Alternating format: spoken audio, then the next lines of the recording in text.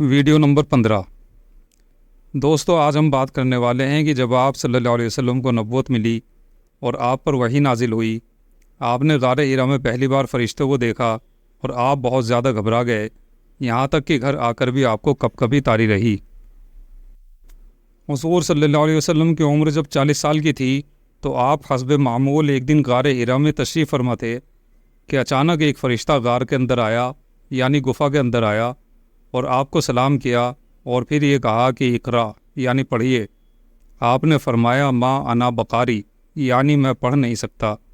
اس پر فرشتے نے پکڑ کر مجھے اس شدت سے دبایا کہ میری مشقت کی کوئی انتہا نہ رہی، اور اس کے بعد چھوڑ دیا اور پھر کہا اقرا۔ میں نے پھر وہی جواب دیا ما انا بقاری۔ فرشتے نے پھر تیسری بار مجھے پکڑا اور اسی شدت کے ساتھ دبایا اور چھوڑ دیا اور یہ کہا کہ پڑھو اقرا بسم ربک الذی خلق، خلق الانسان من علق، اقرا وربک الاکرم الذی علم بالقلم، علم الانسان ما لم یعلم۔ اس کا ترجمہ ہے کہ آپ اپنے پروردگار کے نام کی مدد سے پڑھیے جو خالق ہے تمام کائنات کا، خصوصاً انسان کا جس کو خون کے لوتھڑے سے پیدا کیا۔ آپ پڑھیے کہ آپ کا رب بہت ہی کریم ہے جس نے قلم سے علم سکھایا اور انسان کو وہ چیزیں بتائیں جن کو وہ نہیں جانتا تھا۔ اس کے بعد آپ گھر تشریف لائے اور بدن مبارک پر لرزہ اور کپکپی تھی۔ آتے ہی حضرت خدیجہ سے فرمایا کہ مجھ کو کچھ اڑاؤ۔ جب کچھ دیر بعد گھبراہٹ اور پریشانی دور ہوئی تو تمام واقعہ حضرت خدیجہ رضی اللہ عنہ سے بیان کیا اور یہ کہا کہ مجھے اندیشہ ہوا کہ میری جان نہ نکل جائے، کیونکہ وحی اور فرشتے کے انوار اور تجلیات کا حضور صلی اللہ علیہ وسلم کی بشیرت پر اچانک نزول ہوا۔ اس لیے وحی کی عظمت اور جلال سے آپ کو یہ خیال ہوا کہ اگر وحی کے ساتھ یہی شدت رہی تو عجب نہیں کہ میری بشیرت وحی کے اس بوجھ کو برداشت نہ کر سکے اور نبوت کے بوجھ سے مغلوب ہو کر فنا ہو جائے۔ سوار ہونے کی حالت میں اگر وحی نازل ہو جاتی تو اونٹنی وحی کے بوجھ سے مجبوراً بیٹھ جاتی تھی۔ حضرت زید بن ثابت رضی اللہ عنہ فرماتے ہیں کہ ایک بار آپ کی ران میری ران پر تھی تو وحی نازل ہو گئی۔ اس وقت آپ کی ران اس قدر بھاری معلوم ہوئی کہ مجھے اپنی ران کے چور چور ہو جانے کا اندیشہ ہو گیا۔ ایک معمولی شے اگر طبیعت کے خلاف پیش آ جاتی ہے تو انسان پریشان ہو جاتا ہے، جبکہ ایسا عظیم الشان واقعہ پیش آئے کہ جو وہم و گمان سے بھی اوپر ہو، اس واقعے سے گھبرا جانا کوئی عجیب بات نہیں۔ حضرت موسیٰ علیہ السلام کو اللہ رب العزت کی طرف سے معجزہ عطا ہوا اور حکم ہوا کہ اے موسیٰ اپنا عصا یعنی لاٹھی زمین پر ڈال دو۔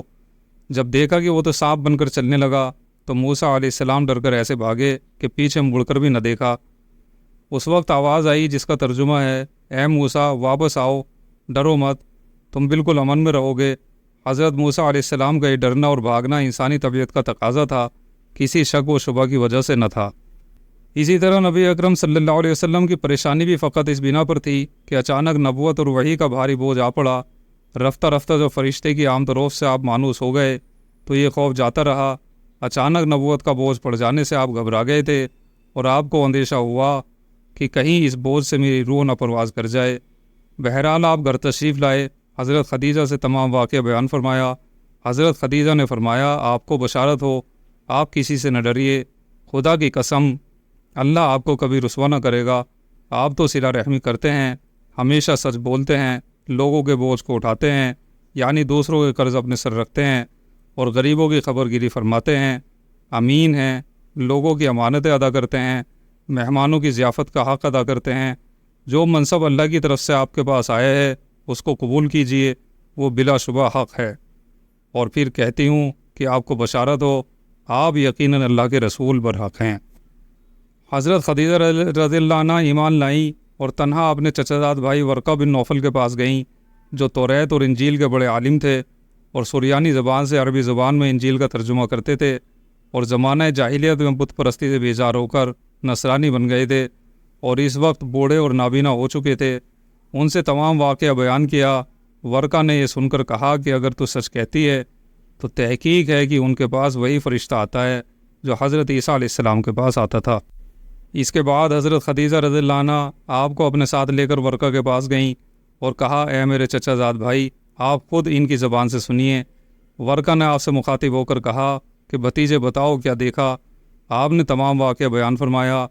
ورقہ نے جب آپ کا کلام سنا تو سنتے ہی حق کا یقین آ گیا کہ جو کچھ آپ فرماتے ہیں وہ بالکل حق ہے اور ورقہ نے اس حق کا اعتراف کیا اور اس کو تسلیم کیا۔ ورقہ نے آپ کا تمام حال سن کر یہ کہا کہ یہ وہی فرشتہ ہے جو موسیٰ علیہ السلام پر اترتا تھا، کاش میں تمہارے زمانہ پیغمبری میں طاقتور ہوتا، جبکہ تمہاری قوم تم کو وطن سے نکالے گی، یا کم سے کم زندہ ہی ہوتا۔ آپ نے بہت تعجب سے فرمایا، کیا وہ مجھ کو نکالیں گے؟